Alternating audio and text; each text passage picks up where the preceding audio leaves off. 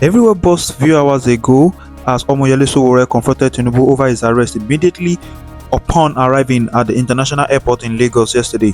This dramatic and unexpected confrontation took many by surprise. Sowore, known for his outspoken and fiery demeanor, brought a level of intensity that even Tinubu seemed unprepared for. The clash was tense and filled with palpable anger, highlighting the deep-seated tensions between the two figures. Sowore's arrival and subsequent outbursts caught everyone off guard, illustrating just how charged the political atmosphere has become.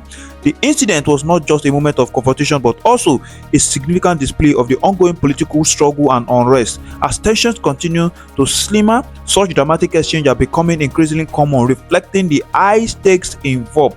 My people, before we dive deeper into this episode, let's welcome you back to Laju Pok TV show. If you're tuning in for the very first time, we'll greatly appreciate it if you could like, comment and share this video across all social media platforms. Your support helps us reach more viewers and keeps you updated with the latest news and insights. Don't forget to click on the notification icons to get alerted about our upcoming videos. Stay tuned as we unpack this story and other important topics. We'll be right back shortly. Welcome back to Lagos TV show. The whole of crime scene is happening in the street again. The center of political news, celebrity gossip, religious gossip, and happenings in the society. Join us, the voice of Africa. Welcome back everyone. As you all know, Sowore, who was once a human rights activist and still a human rights activist and also a presidential candidate for the APC party, has been making headlines. There was a belief that his dissatisfaction with the current government stemmed from his party's loss in the presidential election. However, things took a dramatic turn yesterday when Sowore was attacked and arrested by the DSS at the airport. This came in response to an arrest warrant issued some days ago, adding fuel to the already tense political climate. So why are these events unfolding under what is supposed to be a democratic government? Why are human rights being trampled upon? It feels like we are seeing more dictatorship and authoritarianism in this corrupt system rather than the democratic values we should be upholding. People are suffering, crying out due to hunger and lack of food, while youth turn to criminal activities like kidnapping and internet fraud as means of survival.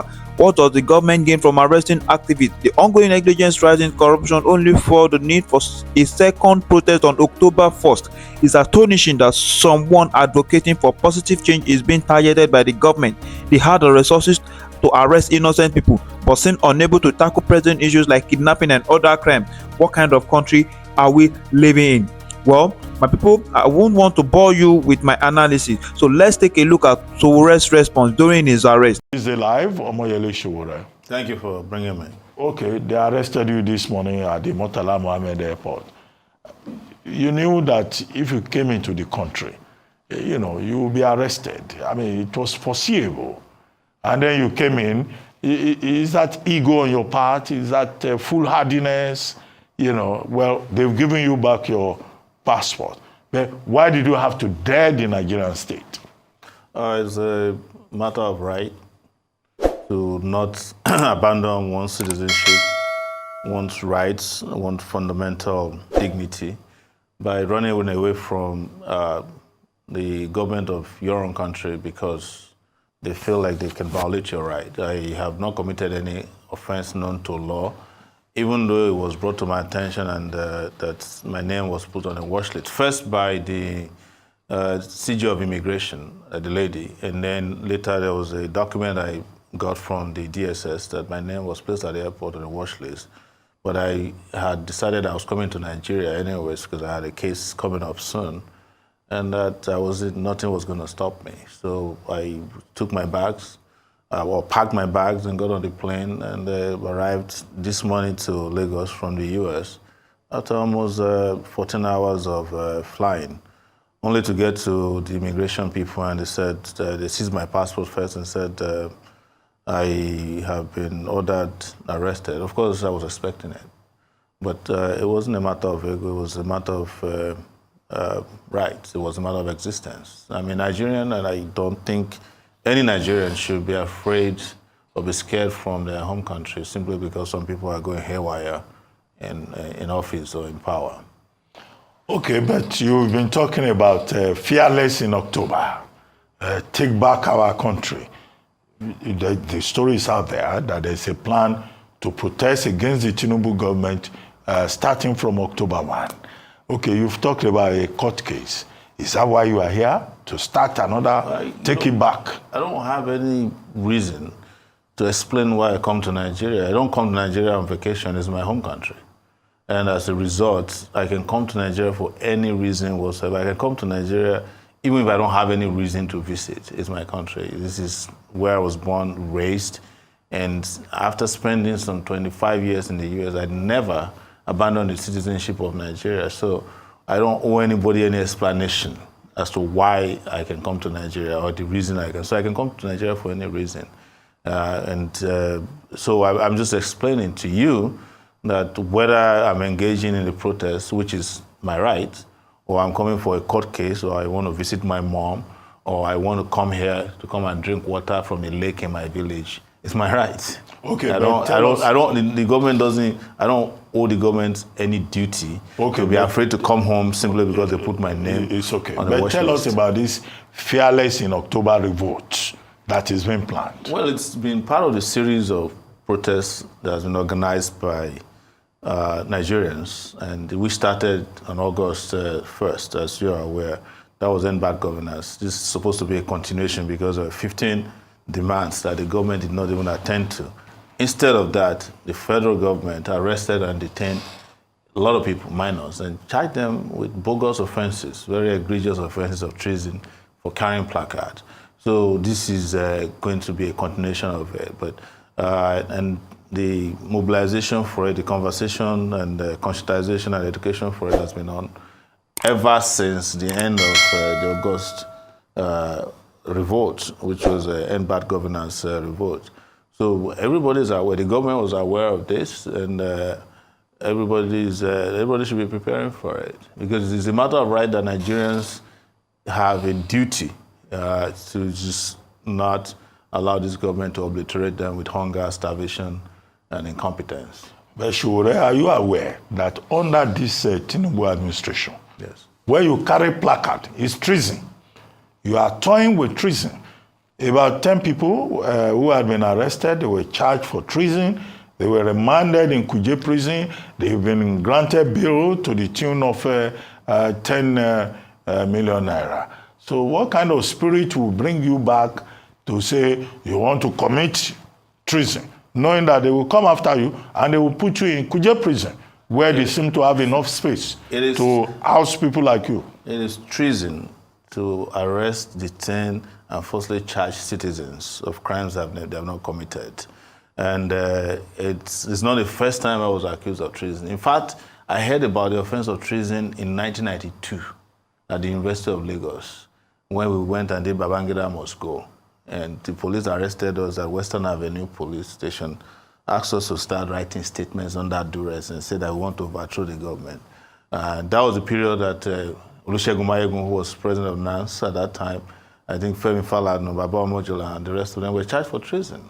And the magistrate court did grant them bail. I was charged for treason in 2019 by Buhari, so I'm not new to treason, these bogus offenses of treason. But that is not our focus. Our focus is that we have a country to liberate and a people to save.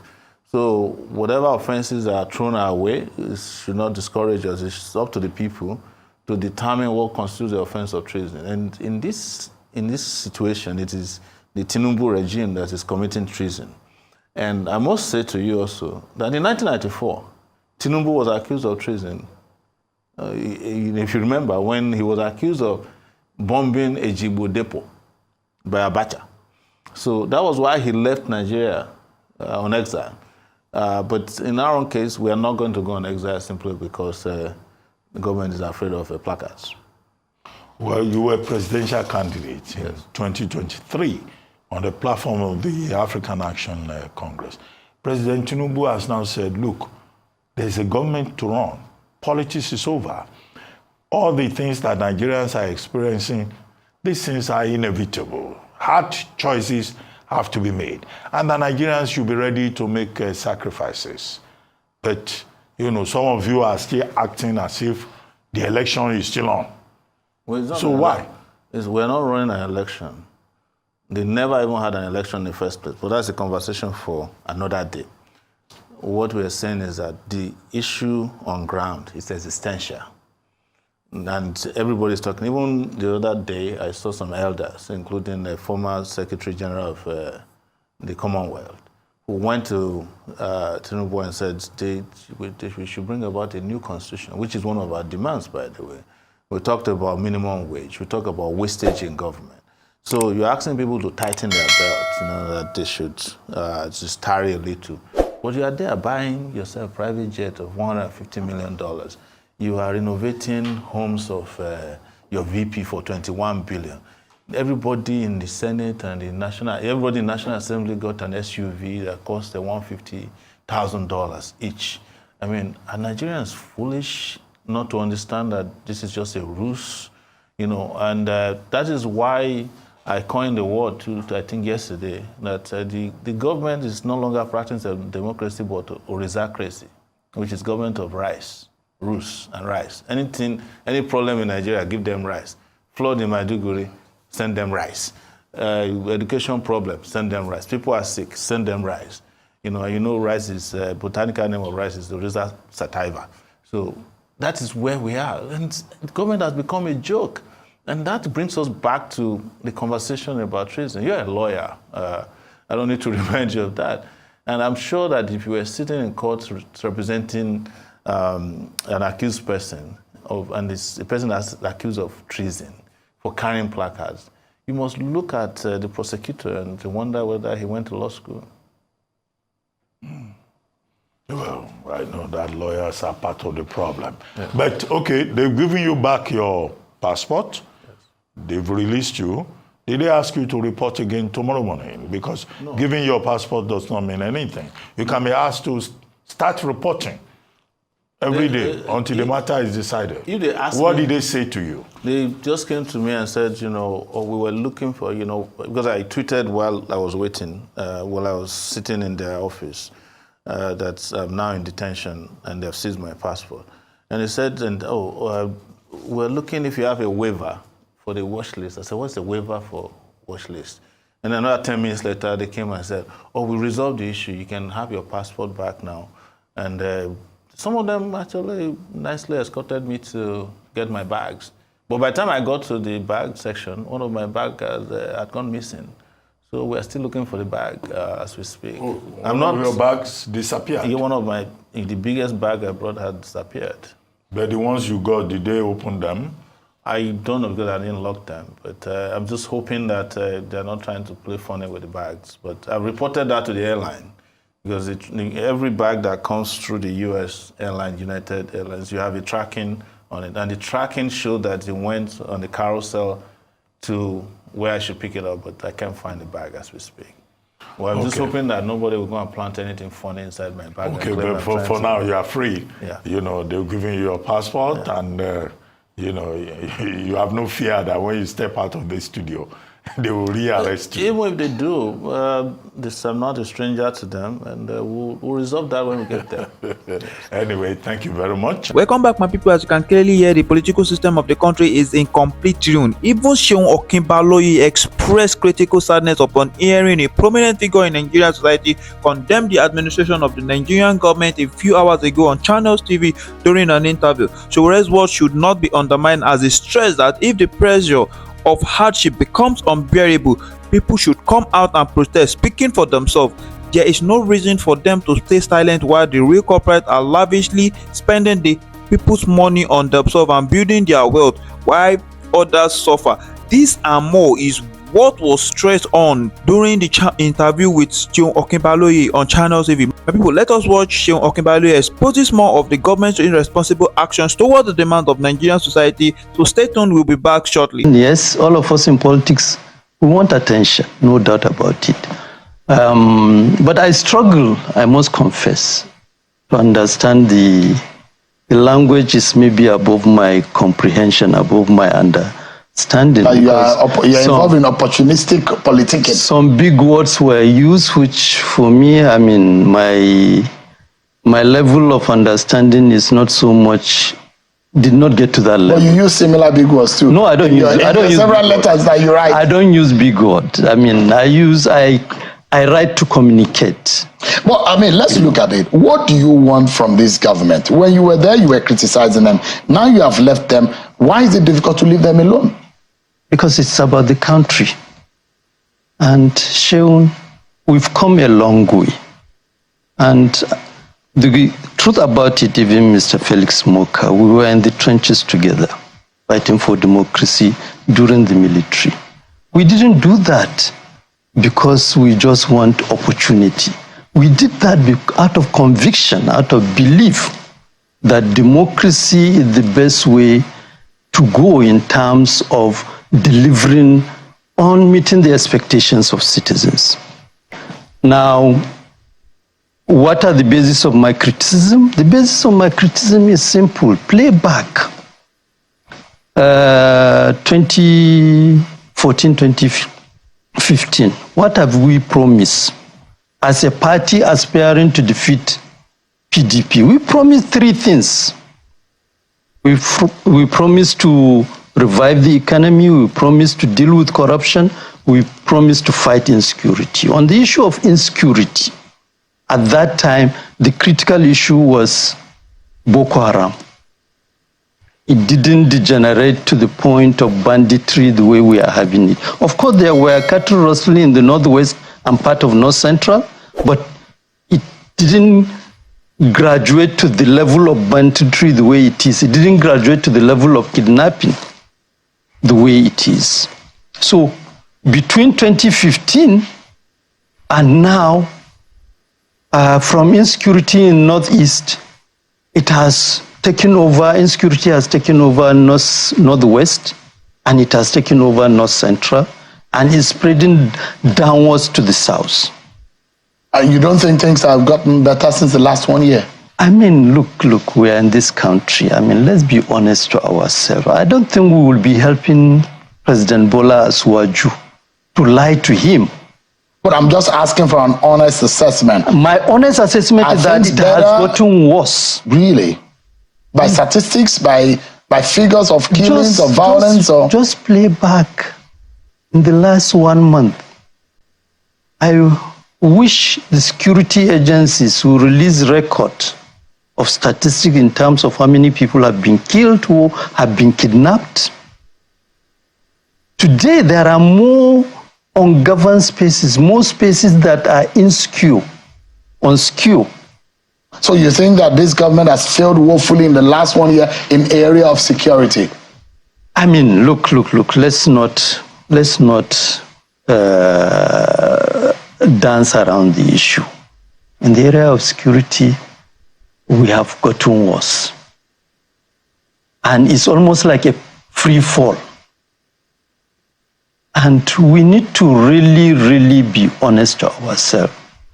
In the area of the economy, for the first time, we are having a situation where about 2 or 3 budgets are being run concurrently at federal level. And what that means is that chances that corruption are on the increase are higher. I don't have the statistics, but these are some of the dangers. And even the mere fact that, for instance, inflation has gone beyond unimaginable levels. Our income has crashed. Even the mere fact that income of citizens have crashed is enough basis of insecurity itself. Today, it's not any propaganda that can cover that. The truth is that people are looking for food to eat, including people who are ideally income-earning people. They are not unemployed people. Largely because, I mean, how much is a bag of rice now? How much is a bag of corn? So, in all your security, in every aspect, you don't think we are doing well at all? We are not. And that's we are why, not. I mean, and I say that advisedly, and I say that in the hope that before you hear, how many times have I appeared in the last 1 year? And I keep making the point that my hope is that President Asuwaju will recover his democratic and progressive credential and begin to do the right thing. You had said that he has a capacity based on his I have said that. Yeah, that but increasingly, he's shown it in Lagos State. But you think that capacity at national level is not. Is it a matter of? I mean, you don't think that that personality is. At one point, you asked me a pointed question. If I have opportunity to advise him, what will I advise? And I went straight to the point about the team of people he has around him. So you don't think that he has the right person? He doesn't have the right people. But why is it difficult? A lot of people seem to be saying this. I don't know. The president seems to still clearly have the people that people condemn. I have said it several times, even here before you, that the Asuwaju that rule Lagos is not the Asuwaju that is ruling Nigeria today. And that's why you're asking for a new beginning. Of course, at this point, because I have lost hope after being an advocate, appealing, thinking that he will recover himself. At this point, we have to begin, and that is the beauty of democracy, which I reflected in the writing which my friend Felix Moka is responding to. The beauty of democracy is that it gives citizens an opportunity. If government fails them, they should change it through election. And in the next less than 3 years from now, we are going to have election. But part of the issue, which for me, we are confronting now as activists, as political activists, is the fact that we don't have any viable political party. At the moment. At the moment. It's not just a question of, yes, Felix Moka is right that both the Labour Party and the PDP have issues. But that they have issues does not mean people who are members of these parties cannot come together and begin to respond to the challenge and do the needful before 2026. So you think we do not have opposition? And in your own thinking is also that the ruling party or the government is not doing right by Nigeria, for Nigerians. The truth is that there is no party, including the ruling party. When last you are here, when last has APC met? Go and read their constitution. They were supposed to hold a NEC meeting. They postponed it after the NEC meeting is supposed to take place every 3 months. The last time by public record, the last time they had a NEC meeting was August 4th. There are those who say, the reasons are because of the commitment of the president to foreign and travels. that is part of the danger before the president has been in China. That is part of no. Very soon, that is part of the danger which we have to confront as a nation. A situation where the president is over and above the party that produced him, then is dangerous. Is that not what the case has been, at least in the Fourth Republic? Which is what, as APC, I was a founding member of APC. Our promise in 2015 was that we are going to change all that. And we failed. Anybody who is not ready to admit that, it means it's not ready to really move Nigerian democracy forward. You know what some of the members of your party are saying? That your very good friend Nasiru El-Rufai is left or is not as evidently a member of the APC right now. Those who believe that he's left the APC, and because of your closeness with him, that's the reason why you are doing all you're doing. Is it the sentiment about what are the political misgivings that is causing this? It's so interesting. It's very convenient when people choose and play up all these things. I was also close to President Asuwaju. I was before APC. We were not in the same party with Nasiru El-Rufai. And when we came in the same party with Nasiru El-Rufai, we are from Kaduna State. I fought him. It's on record. I disagreed with him. The issue is straightforward. People who want to reduce the matter to issue of blackmail, who you relate with and who you don't relate with, they can indulge themselves with that. But the fundamental challenge before us as a nation is that we need a democracy that is responsive. And being responsive is about producing leaders who will comply with the rule of their own party. You know, the reason why I ask that question is that sometimes you also need to hear from those who are being bashed. And in the bashing, the fact that they think that there are Which motives, is why, just the moment there are motives in some of the criticism coming from some certain part of the country. Take, for example, there are those who think that why in the early days of this administration, the government is not being given the opportunity to thrive. In fact, there are those who are drawing ethnic and sectional or regional politics into it, that when people from other part of the country who are in power, they are not being able, they give them the time.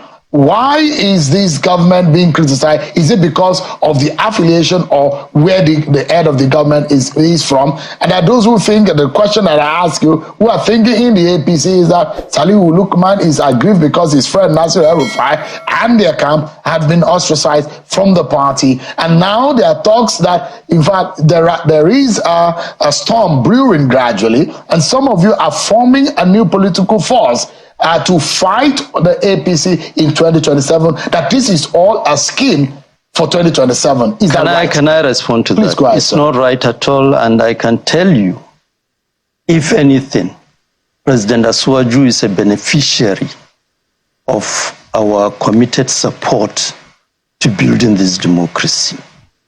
Because when some group of people within the APC around former President Buhari were pushing for a so-called consensus candidate, and it was supposed to come from the north, where we come from, which Asuwaju didn't come from, were in the forefront. In fact, Felix Moka, when we were in the National Working Committee, when the name of Ahmed Lawal was dropped as the consensus candidate, Felix Moka didn't join us to fight that. Because at that point, it was convenient his own masters, just like it's been alleged now that I have some masters. Look, let's face it straight. If today President Asuwaju recover himself, I have said it in this studio, if he recover himself and start doing the right thing, I'm ready to make public apology and queue behind him. But so long as you continue on this route, I mean, people are dying. There's hardship in the land. There is hardship in the land. So, and that's why, for some of us, we believe that let's talk about the issues and how to move this country forward, rather than the politics of it. The part of the issue is that we must produce a party that subordinates all elected officials. A situation where all our parties only produce elected officials who become emperors and some overlords over citizens must be corrected. Here on this studio, I think it was with you, who read the point about Second Republic. How, for instance, you go to a meeting of a political party, the president will be sitting in the audience. In the audience. It's only when the leader of the party and the chairman comes in when the meeting starts. For goodness sake, part of my fight, when I fought, and this is the point why I feel agitated when people begin to reduce this to sectional issue. When I fought Abdullahi Adamu at the national chairman, Abdullahi Adamu, for goodness sake, is from the north. If I want to play that ethnic card, I'll just keep quiet. Maybe I will have still been in the National Working Committee. And maybe all the privileges, and there are privileges. I made that conscious choice. Partly because I didn't come from the background whereby my mission in politics is about survival. I believe as a person, I can survive without holding political position. Now, let's come back to the nitty-gritty issues, Mr. Shehu. If we elect leaders based on promises they made, what is the main promise of President Asuwaju? Renewed hope. The details are there contained. You read it. Out of it, let President, and I'm ready to engage anybody, including President Asuwaju or anybody, let them produce evidences of delivery based on that document of renewal. Nothing has been delivered. Yeah, if you remember, the first criticism I raised was an open letter where I talk about disturbing signals, and I itemized them. For goodness sake, for a monocultural economy like Nigeria, depending on oil, which has become the live wire, you remove subsidy without any plan in terms of how to guarantee local production, which is the crisis we are facing. And in that open letter, I made the point to say that, look, why couldn't you time the whole question of withdrawal of subsidy to the point when you can guarantee local production? At that time, they were promising that by December 2023, Nigerian refinery, Port Harcourt refinery, Kaduna refinery will start producing. What months are we in today? September 2024. 9 months after, these refineries have not. So all the promises have failed. Have failed. But one of the things that angered the APC and why Felix Moka is particularly very, very angry with you, and you can feel it in the spirit of his writing, is if how dare you compare 16 years of PDP why to not? 9 years Why of not? APC? Why not? And are you saying that the 16 years of that's what angered him? Mr. Shaw, we are Nigerians. If it angered him, he should go and engage President Asuwaju and every person in government to respond much more positively. It's not about throwing those tantrum and putting words that have no meaning. Let's look at solutions now. Going forward, you ask in the concluding part of your document that we need a new beginning, and you said time is of the essence. You are asking for public negotiation, and you think that it should commence now. Is that the way to go?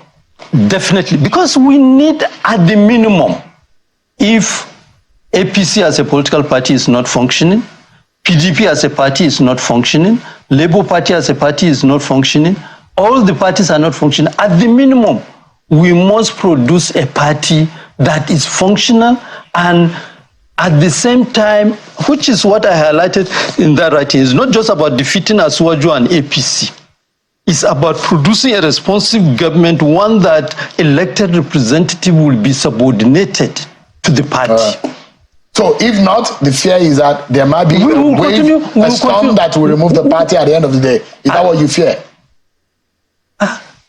There will definitely be a storm, because look, this country cannot continue like this. What I know is that something will have to give. Whether that act of giving will produce something deliberate that will correct all the mess we have around is what I'm pushing. All right.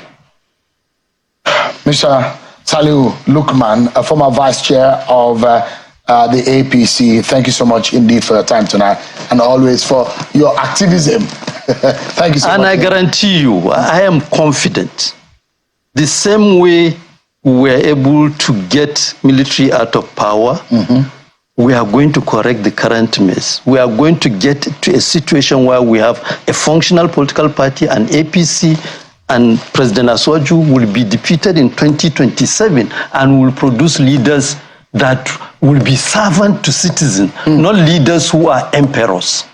Welcome back, my people. It is now crystal clear that the forthcoming protest is unstoppable. The economic situation in this country is brutal and unforgiving, leaving citizens to suffer daily.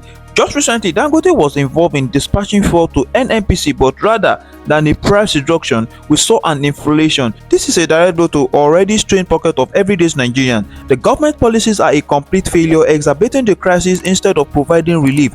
We are witnessing a widening chasm between the wealthy elite and the struggling masses, with living costs skyrocketing while wages stagnate. This level of economic mismanagement and corruption is intolerable. It's outrageous that instead of addressing these issues, the government continues to enrich itself while the majority of Nigerians suffer. Basic necessities are becoming luxuries and people are being pushed to their limit. The frustration and anger of the people are palpable, and the protest is not just inevitable, it's absolutely necessary. It will serve as a powerful and unyielding statement against a government that has turned a blind eye to the suffering of its citizens. This protest will be more than just a demonstration. It will be a clear declaration that Nigerians are fed up with the systemic failure and corruption that has plagued their lives. We will not be silent or pacified by empty promises or token gestures. Our voices will be heard, and our demands for justice and accountability will be made unequivocally clear. So therefore, my people, this is where we'll be stopping in this episode. Don't forget to click on the notification icons to get you notified of our next video. So stay tuned.